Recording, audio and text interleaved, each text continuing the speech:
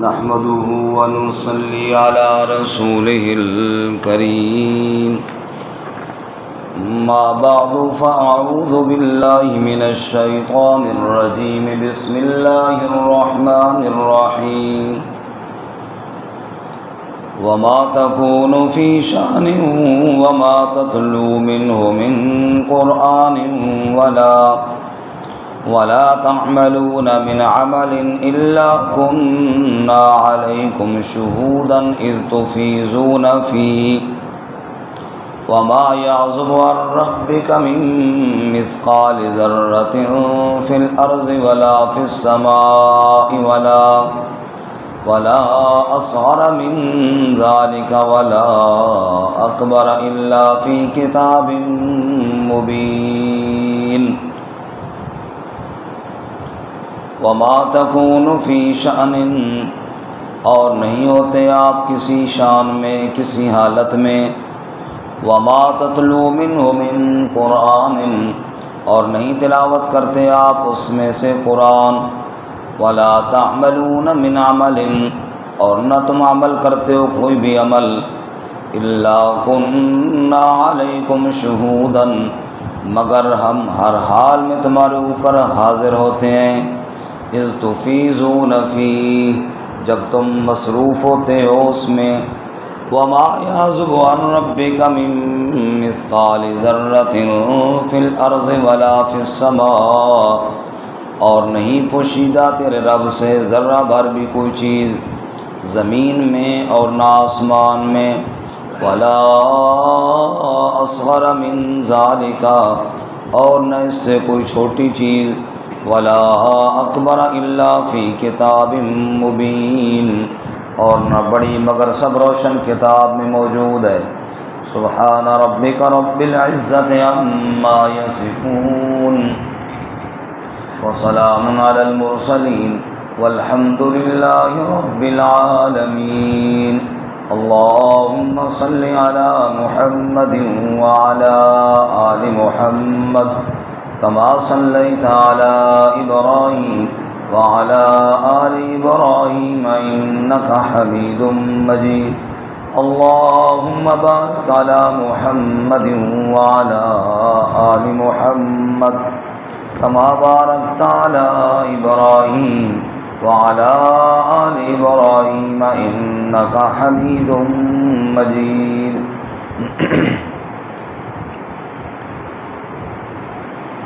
معزز سامعین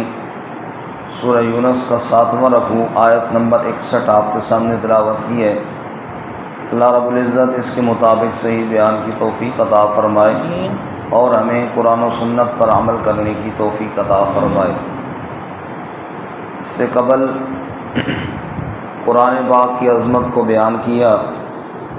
اور بتایا کہ چیزوں کو حلال اور حرام کرنے کا اختیار صرف اللہ کے پاس ہے. اپنی طرف سے جو لوگوں نے حلال حرام بنائے ان کی کوئی حیثیت نہیں ہے. آج کے سبق میں اللہ کی وحدانیت پر دلیل عقلی بھی ہے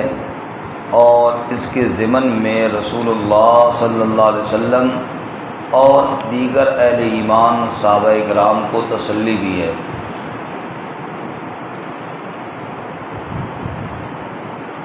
فرمایا کہ اللہ تعالیٰ کو ہر حالت کا علم ہے. خلاصہ اس آیت مبارکہ کا یہ ہے، لیکن تھوڑا سا اس کا وہ پس منظر دیکھیے کہ جب یہ آیت اتری تو یہ حالات وہ تھے کہ جب رسول اللہ صلی اللہ علیہ وسلم دعوت دے رہے تھے اور ہر طرف سے مخالفین آپ صلی اللہ علیہ وسلم کی دعوت کا انکار کر رہے تھے اور آپ صلی اللہ علیہ وسلم اور اگر کوئی ایمان لے آتا تو اذیتوں اور تکلیفوں سے دوچار کر دیا جاتا. حضرت عائشہ رضی اللہ تعالیٰ عنہ فرماتی ہیں خود رسول اللہ صلی اللہ علیہ وسلم نے ارشاد فرمایا عائشہ اگر مجھے جو تکلیفیں دی گئی ہیں نا اللہ کی راہ میں ان کو اور دیگر انبیاء کی تکالیف کو جمع کیا جائے تو میری تکلیفیں بڑھ جائیں. اتنا مجھے ستایا گیا اللہ کے راستے میں. سیدہ عائشہ صدیقہ رضی اللہ تعالیٰ عنہ فرماتی ہیں میں نے عرض کیا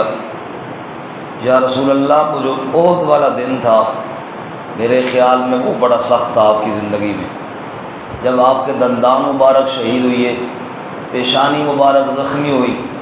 اور آپ صلی اللہ علیہ وسلم کو پتھر مارا اور آپ کے ماتھے پر لگا اور حضور ایک کھائی میں جا گرے اور خون رک نہیں رہا تھا۔ یا رسول اللہ یہ میرے خیال میں بڑا سخت دن تھا۔ آپ نے فرمایا عائشہ یہ کون سا سخت دن تھا، اس وقت تو میرے ساتھ میرے جانثار بھی تھے، تو مجھ سے طائف کا واقعہ کیوں نہیں پوچھتی جب میں اکیلا پتھر کھانے والا تھا، پورا شہر پتھر مارنے والا تھا، اس وقت میرے اوپر کیا گزری ہے؟ اور جب میں پتھر کھا کھا کے نڈھال ہوتا تو میرے اٹھا کر پھر پتھر مارے جاتے، اور پورا شہر اور اس میں سے شہر کے بعد آنے تک 3 میل کا کم و بیش فاصلہ میں نے پتھر کھاتے کھاتے وہ طے کیا، اور مجھے پتھر مارے گئے۔ اور پھر میں وہاں آیا، جب یہ بات اگلی بندہ پڑھتا ہے نا تو رونگٹے کھڑے ہو جاتے ہیں۔ پھر حضور صلی اللہ علیہ وسلم نے جس باغ کے اندر پناہ لی وہ دشمن کا باغ تھا۔ اگر اتنے مار کھانے کے بعد آگے کسی اپنا دوست کا باغ آتا، اس کا گھر آتا، حضور کا اپنا گھر آتا اور حضور وہاں تشریف لے جاتے تو چلو پھر تو بھی بات ہوتی تھی۔ دشمن کے عتبہ اور شیبہ کا باغ تھا جس میں حضور نے پناہ لی، اور عتبہ اور شیبہ یہ وہی لوگ تھے جن کے مظالم سے تنگ آ کر آپ نے مکہ سے طائف کا سفر کیا تھا۔ آپ اندازہ کریں کہ اس وقت کیا کیفیت ہوگی رحمت کائنات حضور اقدس صلی اللہ، سب زور سے کہو صلی اللہ علیہ وسلم، جب آپ صلی اللہ علیہ وسلم دشمن کے باغ میں پناہ لے رہے ہیں۔ عائشہ تو مجھ سے طائف کا قصہ کیوں نہیں سنتی، جب میں اکیلا پتھر کھانے والا تھا۔ اور پھر جب حضور نے عتبہ اور شیبہ کو دیکھا کہ وہ بھی باغ کے اندر موجود ہیں، آپ کو یہ خطرہ لاحق ہوا کہ ان سے تو جان چھوٹی ہے کہیں یہ حملہ آور نہ ہو جائے، لیکن چونکہ اس وقت آپ زخموں سے چور و چور تھے اور آپ کے نالین مبارک بھی خون سے بھرے ہوئے تھے، کپڑے بھی رنگین تھے، یہ حالت دیکھ کر ان کو ترس آ گیا، اگرچہ وہ دشمن ضرور تھے لیکن ان کو ترس آ گیا۔ اتنی ہمت تو اور توفیق تو ان کو بھی نہ ہوئی کہ حضور کے پاس چلے جاتے اور بات چیت کرتے، لیکن تاہم اتنا انہوں نے کیا کہ اپنے غلام جو اس باغ میں کام کاج کرتا تھا جس کا نام عداس تھا، اس عداس کو ایک انگوروں کا خوشہ دیا اور اسے جا کر کہا کہ جاؤ وہ مسافر جو بیٹھا ہے نا ٹیک لگا کے زخمی، یہ انگور اس کو دے کر آؤ۔ وہ عداس انگوروں کا خوشہ حضور صلی اللہ علیہ وسلم کے پاس لے کر آیا اور آپ کی حالت کو دیکھا کہ زخموں سے چور و چور ہے اور خون بہہ رہا ہے، تو آپ صلی اللہ علیہ وآلہ وسلم نے اس سے پوچھا بیٹا تیرا کیا نام ہے؟ اس نے کہا میرا نام عداس ہے۔ آپ نے پوچھا تم کہاں کے رہنے والے، کون سا علاقہ ہے تمہارا؟ انہوں نے کہا جی میں تو شام کی بستی نینوا کا رہنے والا ہوں۔ اچھا تم تو وہاں کے رہنے والے ہو جہاں کے میرے بھائی یونس علیہ السلام تھے۔ اب جب یونس علیہ السلام کا نام عداس نے سنا تو وہ بڑا حیران۔ اب جیسے ہم یہاں پہ کئی مختلف علاقوں کے لوگ ہیں نا جی، کوئی سندھ کا ہے ہم میں سے، کوئی بلوچستان کے بھی ہوں گے شاید، پنجاب کے، یہاں پہ اسلام آباد کے اندر ہر علاقے کے لوگ ہیں۔ اب یہاں پہ ہم جتنے محفل میں بیٹھے ہیں مختلف علاقوں کے ہیں، ہر ایک کی بستی الگ ہے، اور اگر میں آپ کو بتاؤں کہ میں فلانے گاؤں کا ہوں تو یہاں سے بولیں گے اچھا وہ فلانے حاجی صاحب کو پہچانتے ہو؟ میں حیران تو ہوں گا نا کہ یہ کس طرح ان کو جانتا ہے۔ اب جب آپ صلی اللہ علیہ وسلم نے حضرت یونس علیہ السلام کا نام لیا تو عداس حیران ہو گیا کہ کہاں ہمارا علاقہ شام کا، پھر وہاں کی ایک بستی چھوٹی سی نینوا، اس کے اندر یونس علیہ السلام گزرے اور یہ جناب ان کو جانتے ہیں۔ تو اس نے بڑے حیران ہو کر پوچھا کہ آپ کیسے جانتے ہیں یونس علیہ السلام کو؟ حضور نے فرمایا عداس تجھے پتہ نہیں، وہ بھی اللہ کے سچے نبی تھے اور میں بھی اللہ کا سچا نبی ہوں، وہ میرے بھائی تھے نبوت میں۔ عداس حیران ہو گیا اور اس نے کہا یہ آپ کے ساتھ لوگوں نے کیا سلوک کیا؟ جو اللہ کا سچا نبی ہوتا ہے، اللہ کا پیغام لے کر آتا ہے، لوگ کرتے رہتے ہیں اس طرح۔ عداس تو ادھر ہی جناب گرا، اس نے کہا جی مجھے تو ایمان قبول کروایا، کوئی مانے نہ مانے میں تو مانوں۔ وہ تو سمجھ گیا کہ آپ واقعی اللہ کے سچے نبی ہیں عداس رضی اللہ تعالیٰ عنہ۔ حضور نے فرمایا کلمہ پڑھ لے، ایمان قبول کر لے اور چپ کر کے چلا جا، اور ان کو نہ بتانا جنہوں نے انگور دے کر بھیجے ہیں، کہیں وہ تیرا بھی یہی حال نہ کر دے جو میرا ہوا ہے۔ چپ کر کے رہنا، اور ان قریب اللہ اپنے نبی کو فتح دے گا، پھر میرے پاس آ جانا۔ تو عرض کرنے کا مطلب یہ ہے، یہ وہ حالات تھے جب یہ آیت مبارکہ نازل ہوئی۔ یہ میں صرف اس آیت کا پس منظر بتانا چاہتا ہوں، پھر آیت جب ہم پڑھیں گے نا پھر سمجھ میں آئے گی۔ پھر حضور صلی اللہ علیہ وسلم وہاں سے مکہ مکرمہ کا رخ فرماتے ہیں، شہر میں داخل ہونا چاہتے ہیں۔ اب حالات یہ ہیں کہ بدن زخموں سے چور و چور ہے، اور مکہ میں کوئی خیر خواہ نظر نہیں آتا۔ تو پھر آپ صلی اللہ علیہ وسلم نے حضرت زید کو بھیجا، جاؤ تم اخنس بن شریک کے پاس جاؤ اور اس کو کہو، جو مکے کا ایک سردار ہے، حضور کہہ رہے ہیں کہ تم مجھے پناہ دے دو اور میں مکہ میں آ جاؤں۔ اس نے جواب بھیجا کہ جا کر حضور سے کہو کہ تم مکہ چھوڑ کر طائف کیوں گئے تھے، میں نہیں پناہ دیتا تم۔ ایک منٹ کے لیے سوچے نا، اپنا علاقہ ہے، اپنا گاؤں ہے، اپنا گھر ہے، وہاں داخل ہونے کے لیے کوئی ذمہ داری نہیں اٹھا رہا آپ کی۔ حضور صلی اللہ علیہ وسلم آپ نے دوسرا پیغام سہیل کی طرف بھیجا، تم مجھے پناہ دو تاکہ میں مکہ میں آ جاؤں۔ اس نے کہا میں تو نہیں آپ کو پناہ دے سکتا، میری کوئی ذمہ داری نہیں ہے۔ پھر واپس آ گیا، وہ بھی نہیں پناہ دے رہا۔ حضور نے تیسرا پیغام مطعم کی طرف بھیجا، اور حضور نے فرمایا کہ مطعم سے کہو کہ میں مکہ آ جاؤں۔ مکہ کہاں آنا ہے، اپنے گھر ہی تو آنا ہے، میں اپنے گھر آ جاؤں۔ مطعم اگرچہ مسلمان نہیں تھے، لیکن جب حضور کا پیغام گیا تو کھڑے ہو گئے۔ اس نے کہا یار ہمارا 100 اختلاف، ہم نہیں مانتے آپ کی دعوت، لیکن اتنا ظلم تو نہیں ہونا چاہیے نا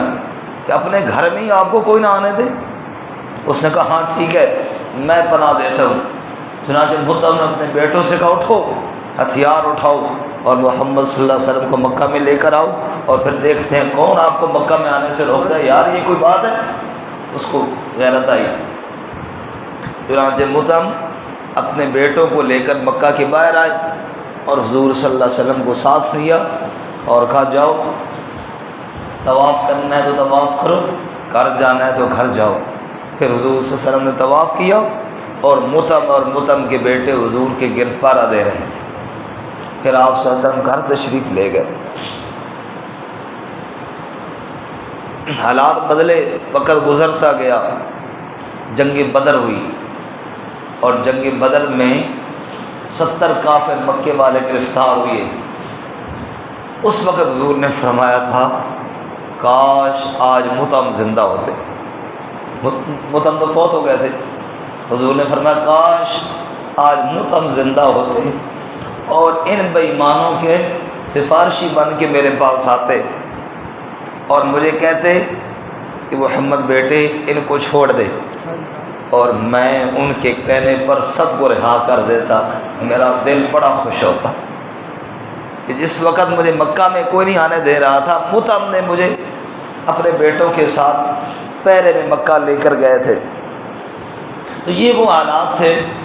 جن حالات سے میرے اور آپ کے نبی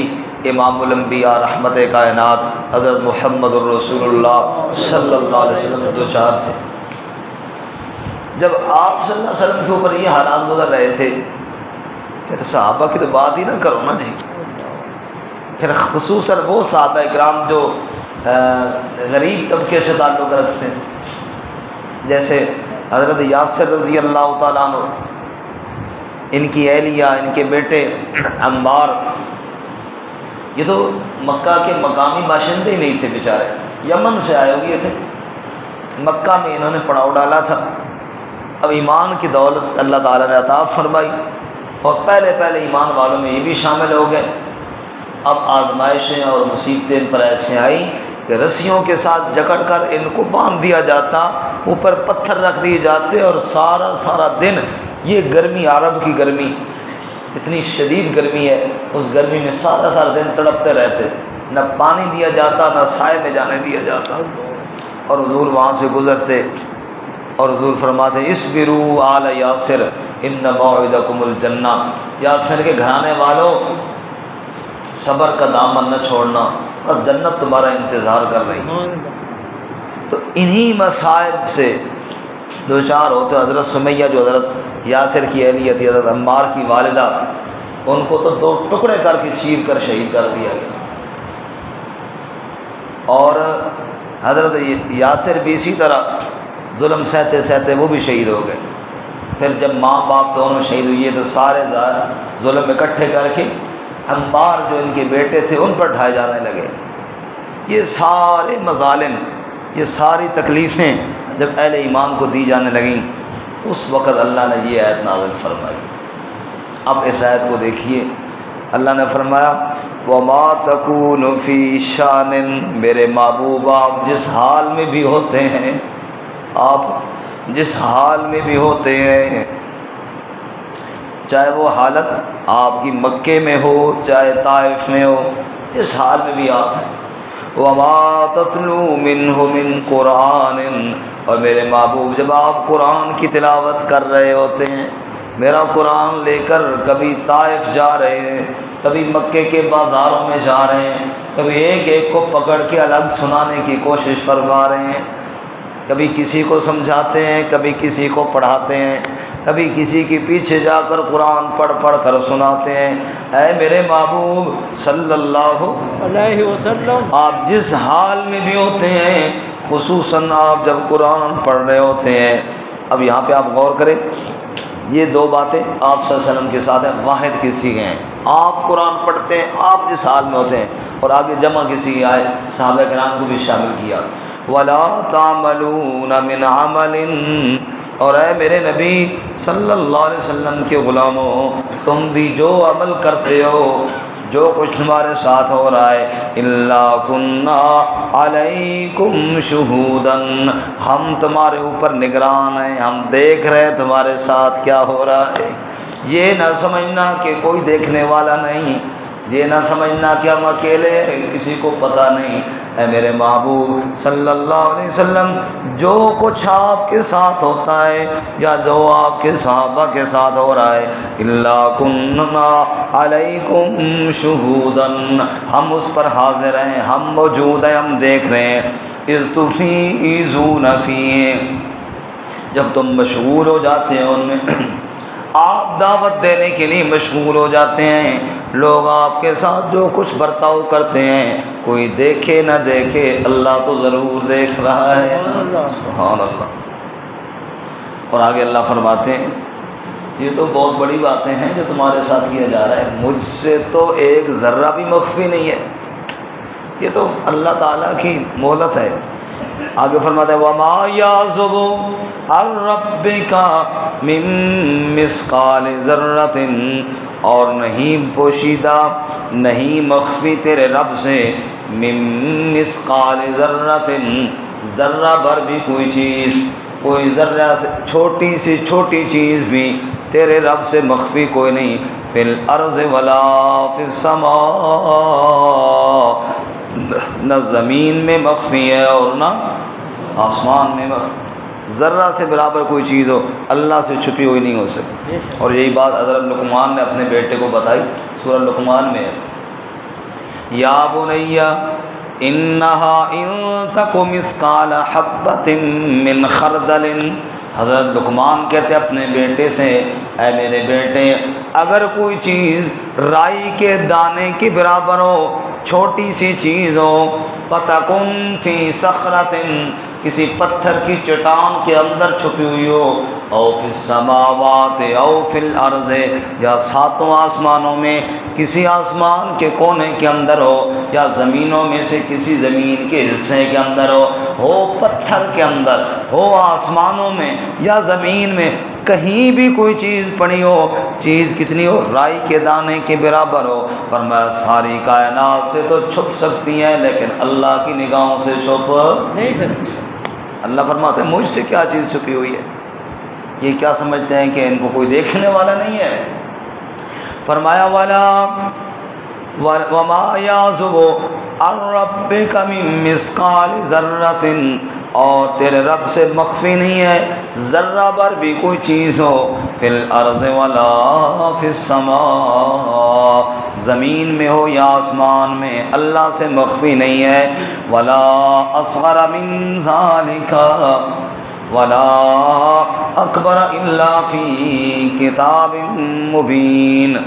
نہ ذرے سے چھوٹی نہ ذرے سے بڑی، ہر چیز۔ یہ دوپہر کا وقت ہو، اندر کمرے میں اندھیرا ہو اور باہر دھوپ ہو، دھوپ میں آپ کو چھوٹے چھوٹے ذرات اڑتے ہوئے دکھائی دیتے ہیں، وہ ذرہ کیسا ہے، کتنے ذرے ہیں، اور اس ذرے کی آگے جزیں بنائی جائیں تو چھوٹا ذرے سے یا بڑا، گویا کہ اللہ بتانا یہ چاہتے ہیں اے میرے محبوب صلی اللہ علیہ وسلم، لوگ آپ کے ساتھ کیا برتاؤ کرتے ہیں اور یہ کیا سمجھتے ہیں کہ اللہ تعالیٰ کو علم نہیں؟ اللہ تو اپنے محبوب صلی اللہ علیہ وسلم کی ہر ادا کو دیکھ رہا ہے۔ ولا اصغر من ذالک ولا اکبر، ذرہ ہو، ذرے سے بھی کوئی چھوٹی چیز ہو بڑی چیز ہو، الا فی کتاب مبین، سب کتاب مبین یعنی علم الہی میں موجود ہے۔ تو گویا کہ اس آیت مبارکہ کا خلاصہ یہ ہوا، ایک تو اللہ اپنے علم کو بیان فرما رہے ہیں کہ ہر چیز کا علم میرے پاس ہے، دوسرا اپنے نبی حضرت محمد الرسول اللہ صلی اللہ علیہ وآلہ وسلم اور آپ کے ان ساتھیوں کو تسلی بھی دے رہے ہیں جن پر مظالم کے پہاڑ گرائے گئے۔ تم یہ نہ سمجھنا کہ نعوذ باللہ معاذ اللہ، اللہ کو علم نہیں ہے، اللہ ان ظالموں کی ایک ایک حرکت کو دیکھ رہا ہے، ان کے ایک ایک طرز عمل کو دیکھ رہا ہے۔ اے میرے محبوب صلی اللہ علیہ وسلم، تیری تو میرا اللہ خود نگرانیاں فرما رہا ہے، اس لیے یہ مت سمجھیے تو مہلت ہے، اور جب مہلت ختم ہو جائے گی پھر ان کو چھڑانے والا کوئی نہیں ہوگا۔ اللہ تعالیٰ قرآن و سنت پہ عمل کی توفیق عطا فرمائے۔ ترجمہ دوبارہ سن لیں۔ وما تکون فی شان، اے میرے محبوب صلی اللہ علیہ وسلم، آپ جس حال میں بھی ہوتے ہیں، وما تتلو منہ من قرآن، خاص کر جب آپ قرآن پڑھ رہے ہوتے ہیں، ولا تعملون من عمل، اور آپ کے صحابہ آپ کے ساتھی جو بھی عمل کر رہے ہوتے ہیں، الا کنا علیکم شہودا، ہم ان کے اوپر حاضر ہوتے ہیں، اذ تفیضون فیہ، جب وہ مشغول ہو جاتے ہیں اس میں، وما یعزب عن ربک من مثقال ذرۃ، اور نہیں مخفی تیرے رب سے کوئی ذرہ بھر بھی چیز، فی الارض ولا فی السماء، نہ زمین میں اور نہ آسمان میں، ولا اصغر من ذالک، نہ اس سے چھوٹی، ولا اکبر، اور نہ اس سے بڑی، الا فی کتاب مبین، سب کا علم کتاب مبین روشن کتاب میں موجود ہے۔